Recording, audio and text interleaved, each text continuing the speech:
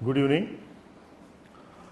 अब current affairs के कुछ और जो टेस्ट पेपर 2 में कुछ क्वेश्चंस हैं उसके बारे में हम डिस्कस करते हैं। तो पहला क्वेश्चन है, consider the following statement with reference to the World Social Outlook report 2020। तो सबसे पहले हम ये जानने का प्रयास करते हैं कि सोशल आउटलुक जो रिपोर्ट है 2020 उसको जारी कौन करता है। उसको जारी करता है International Labour Organization. International Labour Organization जिसकी स्थापना 1919 में हुई, ये सोशल आउटलुक रिपोर्ट 2020 जारी किया। इसने ये बताया कि जो विश्व में बेरोजगारी की दर बढ़ रही है उसका पर ईयर जो दर है वो 2.5 मिलियन है। और इस रिपोर्ट की खास बात ये भी थी कि 165 मिलियन जो लोग हैं वो जो वर्क कर रहे हैं उस वर्क का उनको सही रेट नहीं मिल रहा है। अर्थात उनके अंदर स्किल तो है लेकिन जो राइट होना चाहिए पेमेंट वो उनको प्राप्त नहीं हो रही है।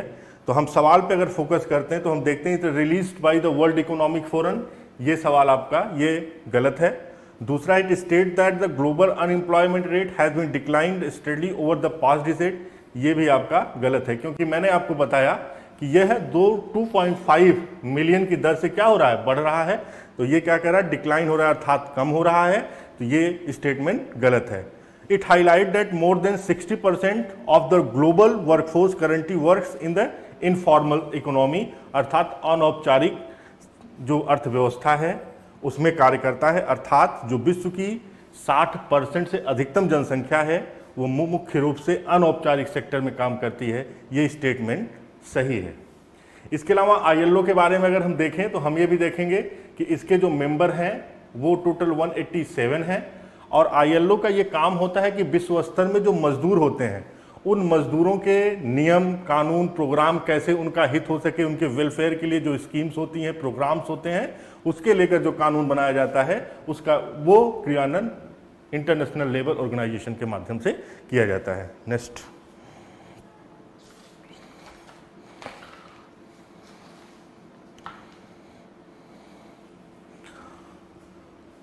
दूसरा जो सवाल है वो आपका पूछ रहा है इन्वेस्टमेंट ट्रेंड मॉनिटर रिपोर्ट 2019। ये रिपोर्ट के बारे में हम आपको बता दें कि ये रिपोर्ट जारी कौन करता है। ये report United nation conference on trade and development के द्वारा जारी किया जाता है।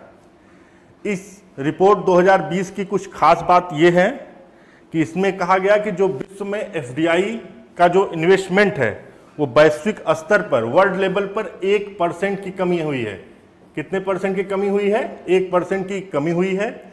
और विश्व स्तर में सबसे ज्यादा जो फॉरेन डायरेक्ट इन्वेस्टमेंट्स अचीव किए हैं उनमें अमेरिका पहले नंबर पर है, दूसरे नंबर पर आपका चीन है और तीसरे नंबर पर आपका सिंगापुर है। यदि हम भारत के परिप्रेक्ष्य में इस रिपोर्ट को देखें तो भारत के पक्ष में इस रिपोर्ट में कुल मिलाकर 16% फॉरेन डायरेक्ट इन्वेस्टमेंट जो है इंक्रीज हुआ है। जो 2000 इसके पिछली वाली रिपोर्ट में भारत का जो इन्वेस्टमेंट था वो 42 बिलियन था और इस वाली रिपोर्ट में इसमें इन्वेस्टमेंट 49 बिलियन हो गया है। और अगर भारत के पड़ोसी देशों के संदर्भ में हम देखें तो भारत के पड़ोसी देश बांग्लादेश और पाकिस्तान, इन दोनों में जो फॉरेन डायरेक्ट इन्वेस्टमेंट है वो क्या हुआ है, कम हुआ है, कम हुआ है। बांग्लादेश में 6% और पाकिस्तान में 20% के रेशियो से जो इन्वेस्टमेंट है उसकी कमी हुई है। तो मैंने आपको बताया इन्वेस्टमेंट ट्रेंड मॉनिटर रिपोर्ट कौन जारी करता है, United nation conference of trade and development. It means इसका एक आंसर पहला वाला सही है। दूसरा है issue like global economics lockdown and trade tension have adversely affected by global FDI flow. बिल्कुल, जब कभी भी एफडीआई फ्लो होता है, फॉरेन डायरेक्ट इन्वेस्टमेंट होता है, अगर उसमें कमी आती है तो इसकी सीधा सा असर उस देश की इकोनॉमी पे या विश्व की आर्थिक मंदी पर पड़ता है। तो इस रिपोर्ट में यह बताया गया कि 1% की कमी आई, इसका मतलब वो वैश्विक महामंदी की ओर क्या का संकेत दे रहा है। तीसरा कहता है Singapore remain the largest recipient of the FDI followed by the United state of America. ये स्टेटमेंट आपका गलत है। मैंने पहले ही बताया कि अमेरिका सबसे ज्यादा एफडीआई प्राप्त किया। नेक्स्ट,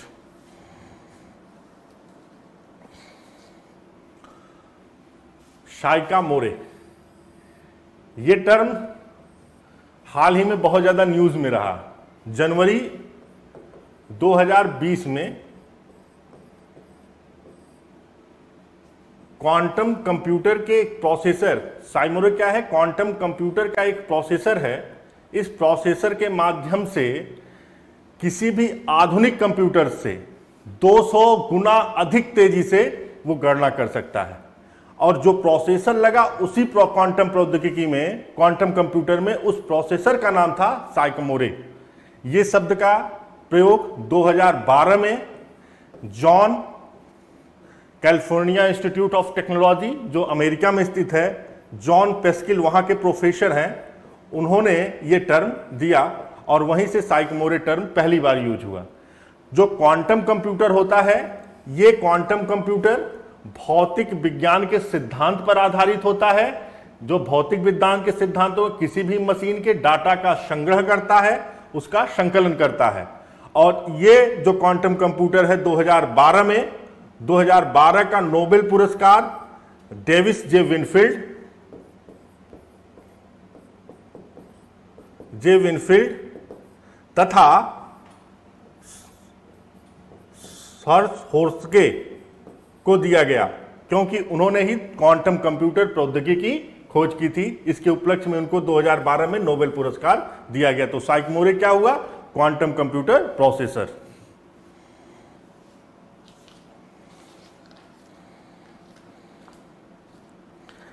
अब देखिए अग्निहोत्री कमेटी का जो गठन है, वह गठन राज्यसभा के उपसभापति वेंकैया नायडू के द्वारा, सभापति वेंकैया नायडू के द्वारा गठित किया गया। 2 सदस्यीय समिति थी। एक समिति के मेंबर थे बीके अग्निहोत्री और दूसरा नाम था दिनेश भारद्वाज। इस कमेटी का जो मेन था कि जो प्रोसीजर, जो राज्यसभा का जो सेशन होता है, वो जो सदस्यों के द्वारा समय समय पर बाधित कर दिया जाता है, उसके बारे में सजेस्ट करना था। इसके जब 2 कमेटी ने अपनी रिपोर्ट सौंपी तो उसमें 78 संशोधन किए और 123 न्यू रूल्स रिकमेंड किए जो राष्ट्रपति, उपराष्ट्रपति, सभापति के पास। इसमें एक प्रावधान और जोड़ा गया कि यदि कोई मेंबर बिना सभापति के, पीठासीन अधिकारी के अनुमति के यदि संसद में व्यवधान उत्पन्न करता है, तो ऐसी स्थिति में उस सदस्य की को 5 दिनों तक या बची हुई रिमेन सेशन से वंचित कर दिया जा सकता है। तो ये अग्निहोत्री कमेटी किससे समझती हुई, to study all existing Rajya Sabha rules and suggest new rule.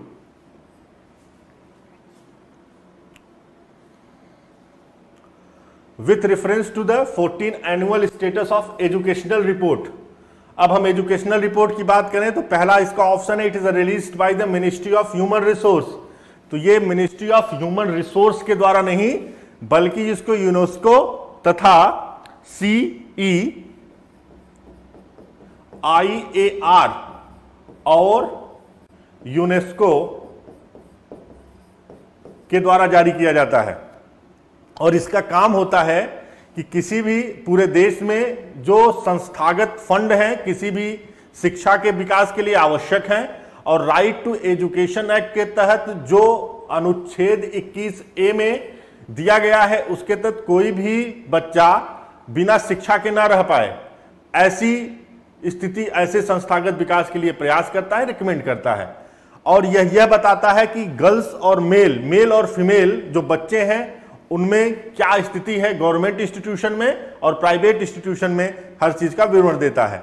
तो इसने कहा कि it is released by the ministry of human resource and development and NCERT. ये आपका गलत है, क्योंकि इसको कौन जारी करता है, CEIAR और यूनेस्को के द्वारा। It state that the more girls than boys enrolled in the government institution and more boys than girls are enrolled in the private institution. ये आपका सही है। तो इसका आंसर है सी, बोथ 1 and 2।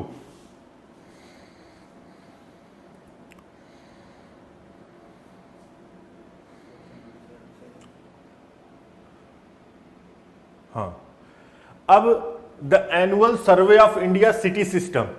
तो एनुअल सर्वे ऑफ इंडिया जो city system है, ये शहरों की व्यवस्था का वर्ड को मॉनिटर करता है, उसके बारे में देखता है कि किसी शहर में जो इंफ्रास्ट्रक्चर व्यवस्था है, जो सीवेज प्लांट है, जो इंस्टीट्यूशन है, इसमें कैसी स्थिति है। तो ये अपनी सर्वे करता है और ये सर्वे कंडक्ट करवाता है जनगणना centre of citizenship and democracy के माध्यम से।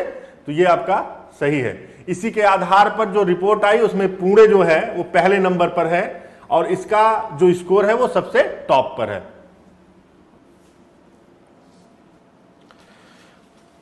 वीजिंग डिक्लेरेशन, ये सवाल यूनियन पब्लिक सर्विस कमीशन के प्रीवियस ईयर के सवालों में भी पूछा जा चुका है कि वीजिंग डिक्लेरेशन जो है इसका संबंध किससे है। तो अगर हम वीजिंग डिक्लेरेशन को देखें तो इसका संबंध राइट टू वुमेन से है और एक इंटरनेशनल कॉन्फ्रेंस है। इंटरनेशनल कॉन्फ्रेंस कब हुआ? 1995 में। अगर हम विश्व स्तर में महिलाओं के परिप्रेक्ष्य में कॉन्फ्रेंस के बारे में देखते हैं तो आज तक 4 कॉन्फ्रेंस हुए हैं। 4 कॉन्फ्रेंस में पहला 1975, दूसरा 1980, तीसरा 1985 और चौथा 1995। तो 95 जो है वो वीजिंग डिक्लेरेशन है। जो पहला 1975 हुआ वो आपका मैक्सिको सिटी में हुआ, दूसरा कोपेनहेगन में हुआ और तीसरा आपका नैरोबी में हुआ और ये आपका बीजिंग जो चाइना में है वहां पे हुआ। हम बीजिंग डिक्लेरेशन की ही बात क्यों करते हैं? क्यों ऐसा होता है कि ये सवाल बीजिंग डिक्लेरेशन के ही माध्यम से पहली बार 12 क्षेत्रों में महिलाओं के लिए जो आवश्यक है उस पर चर्चा की गई और जितने भी देश हैं उसने अपने लिए क्या किए? रूल एडॉप्ट किए। तो भारत ने 1995 के बाद महिलाओं के लिए क्षेत्र में बहुत कार्य किए और वो कार्य क्या किए? पहली बार 2001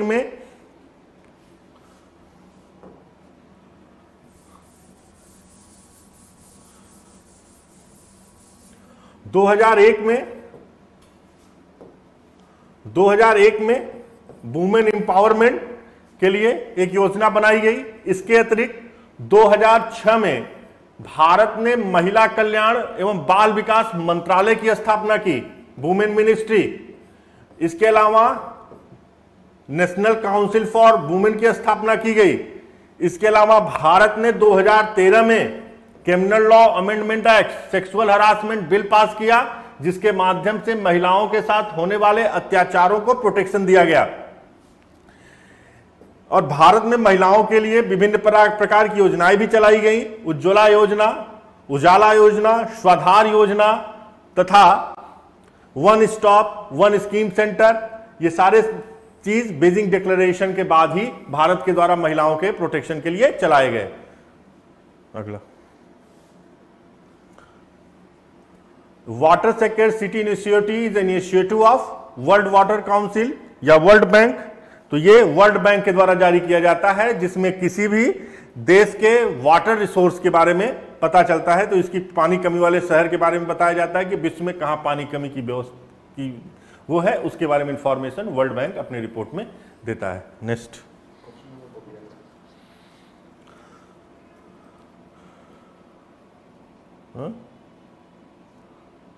ये हमारा नहीं है। नेक्स्ट,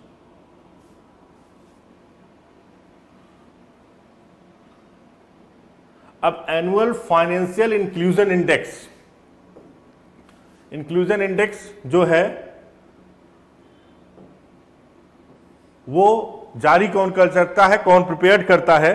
तो सबसे पहले जो फाइनेंशियल इंक्लूजन होता क्या है? फाइनेंशियल इंक्लूजन का सीधा वित्तीय समावेशन इसकी हिंदी होती है।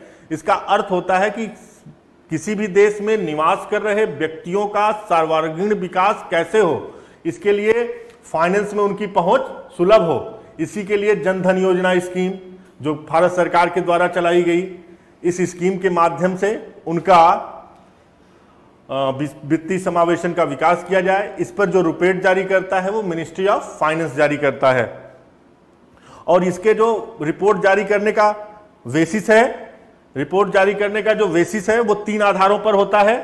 पहला होता है कि उन्होंने किसी भी फाइनेंशियल सर्विस को एसेस कैसे किया, उसका यूज कैसे किया और उसकी क्वालिटी कैसी है। इस आधार पर ministry of finance annual finance report को जारी करती है। अगला आपका फॉरेस्ट वन रिपोर्ट, पीछे है ये, आप पहले ही चले गए।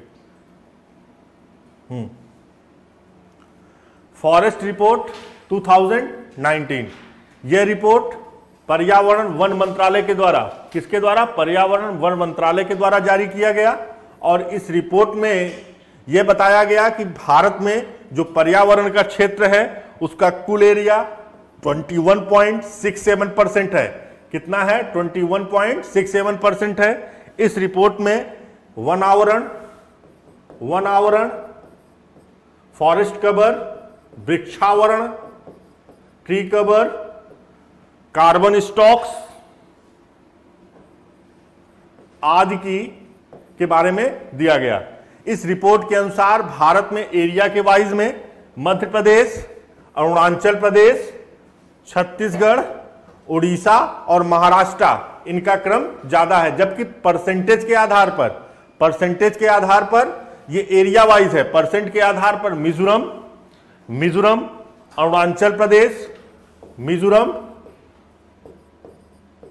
अरुणाचल प्रदेश और मेघालय, ये 3 स्टेट हैं जहां पर परसेंटेज वाइज क्या है? फॉरेस्ट कवर ज्यादा है। नेक्स्ट,